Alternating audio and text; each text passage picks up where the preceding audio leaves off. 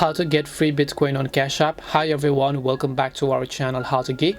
In today's video I will guide you on how you can get free Bitcoin on Cash App, so make sure to watch the video till the end. So in order to get free Bitcoin on Cash App, open up Cash App.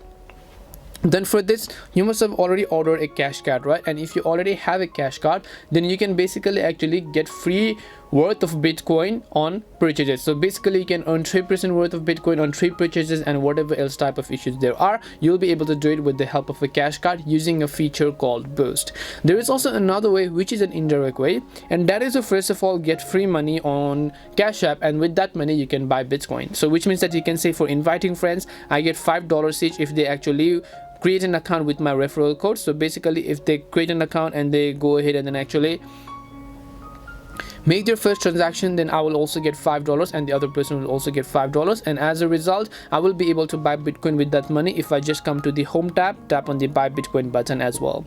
That is it for this video on how you can get free Bitcoin on Cash App. We hope the video was really helpful, and if it did help you, make sure to leave a like and subscribe to the channel. If you have got any questions, feel free to leave them down. Thank you very much for watching, and see you in the next video.